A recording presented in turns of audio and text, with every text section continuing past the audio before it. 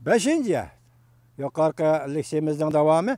Beşinci, kanunsuz baz eliş, sen katarlık tabii baylıklarını eksport kılışını çektileş, dünyanın metallurgiyası ve eğer sanatını tizgilleşini stratejilik ve taktiklik çare kılıveliş.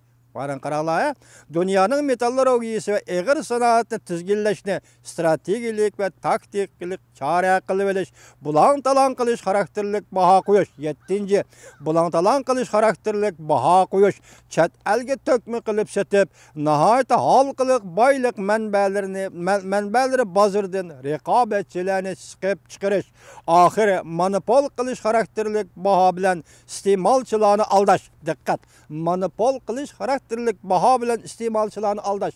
Bu çet elge kılıvatkan işi mi ama Cungo Xitay hükümetinin çet el şirketleri kılıvatkan işi. Ondaqda sizler tasavvur kılıp bakыңlarçı. Uygur halkı nemi günde bahanı monopol kılıp aldı degen gap.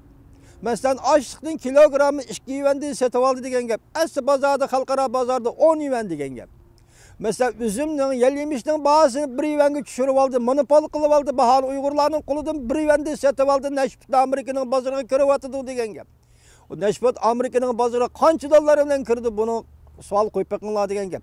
Bahanı monopol kılgılbeş, mustamlika hükümetning, mustamlika devletning, mustamlika Allah xalqlarni qaqtı soqtı qiladigan birden bir vasitasi. Başqa vasitalarni qo'yib turing, bahani monopol qilib berish, bahani tizgilab berish, ishlab chiqarish mahsulotlariga baho qo'yish, huquqini kontrol qilib berish. Hozir bu yerda nima deyapti? Navarro buni chet elga qo'llandi deyapti. İşki cihetten mustamlika Uyg'uristonda nima ishlarni qilayotganligini baho masalasida shuni dehqonlarning namrat bo'lib bosh ko'tarolmayotganligi, mush orqali Uyg'urlarni namratlashgandan keyin uning ro'yini pichib tashlash, ro'yini yo'qitib tashlash, milliy ruhni yo'qotish. Mana shu hozir Navarro nima deydi? Bulan talan qilish xarakterlik baho qo'yish, chet elga tökme qilib setib, nahayat halqılık baylık menbeleri bazırdan rekabetçilerini sıkıp çıkarış, ahire monopol qilish xarakterlik baho bilen iste'molchilarni aldash. Dal hozir mustamlik Uyg'uriston yo'li qilayotgan siyosatmi shu. Iqtisodiy siyosat dal shu siyosatdir. Jungo paxrildigan savdoda qo'g'dinish, sadichin sepili chet el rekabetçiligi to'sqinlik qilib, Jungo tupurug'ida do'kon ochishga va shirkat qurishga çaresiz kaldırış. Nima deydi? Jungo paxrildigan savdo qo'g'dinishi, ya'ni savdo qo'g'dini sepili, sadichin sepili, savdo qo'g'dini sadichin sepili deb ism qo'yib apti. Bu deydi, hozir chet el rekabetçiligi to'sqinlik qilib, Jungoda do'kon ochish, shirkat qurishga çaresiz kaldırış. Navarro mundaq hesapıldı. Jungo mushu vasılardan paylanıp Amerika bilan adil bo'lmagan savdo tijorat qilib, Amerikaning sanoat asosini tavratdi. Zavodlarning taqilishini, ishchilarning ishsiz qolishini keltirib chiqadi. Jungo xalqaro savdo tijorat prinsiplariga butunlay xiloflik qildi.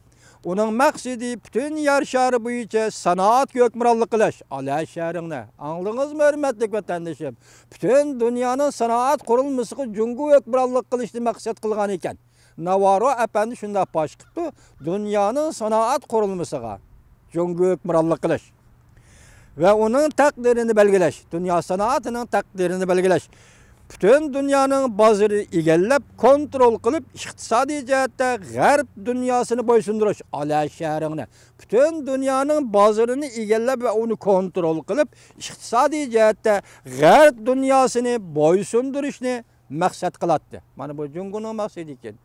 Bir yer shari bo'yicha plat sanoatini yoki kontrol qilish, eningdan keyin metallurgiya sanoatini kontrol qilish, eningdan keyin yer shari bozorni kontrol qilish, singib kirish, buni g'arb dunyosini bo'ysundirishning quroli qilish. Ya Allah, ya Allah. Navarro'nun qarışçı sanoat sahası Amerika'nın an'anasi ve asası idi. Sanoat sahası nəhayət zor əmgək puristi bilan təminləydi. İşçilərə yuqarı maaş verətdi, paravallık yaratatdı. İkinci Dünya Uruşu'da Amerika şunun üçün Germaniya ve Yaponiyanın hərbi gücüdən üstün gəldi ki, dəl Amerika'nın zavodlarındakı işləb çıxarış liniyası özlüksüz aldı aeroplan, zəmbirək, tank yasab aldığın səbkə əvətib bədi. Amerika'nın sanat sahası milli dramatının tuttan bir kısmını yaratatdı yakıngacha. Endi hozir Amerikaning sanoat sohasi %10 qismini egalleydigan bo'ldi. Demak, tövellab ketdi degan gap. 4dan 1 degan 4dan 1 degan gap. Hozir %10 qismi bo'layotdi. Navarro hüküm qilib shundaq dedi.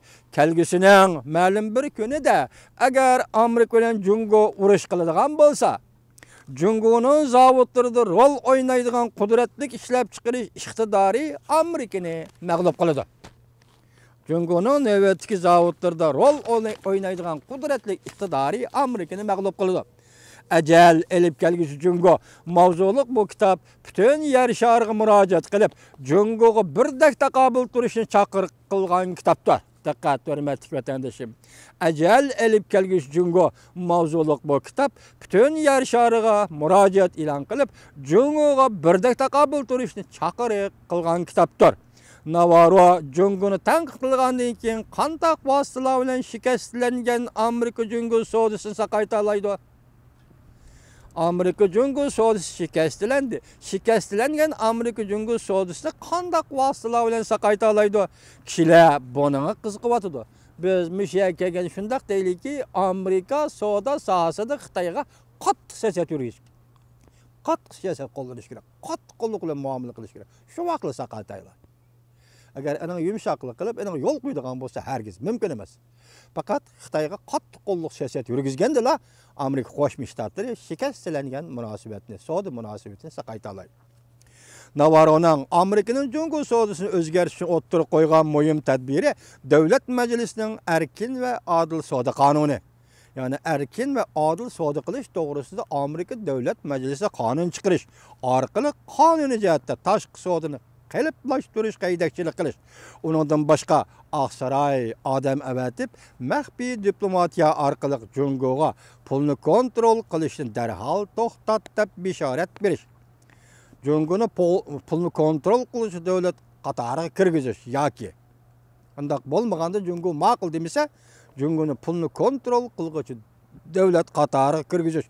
Jungoning Amerika shirkatlarini texnik o'tinib berishga majburlashni cheklash. Hozir Amerikaning Jungodagi shirkatlariga besim ishlatib, Jungo hukumatı shu shirkatlarning texnikini Jungoga o'tinib berishiga majburlayapti. Şunu buni ham cheklash kerak debdi Navarro. Jungoning Amerika shirkatlarini setib elishiga yo'l qo'ymaslik, masalan, Hollywoodni ya buni setib elishga endi chek qo'yish. Amerikalik hargiz o'zining shirkatlarini Jungoga setib bermaslik. Va kiza, lekin eng mukammal boshqarish usuli shuki, Oqsaroyda rahbarlar almashdi.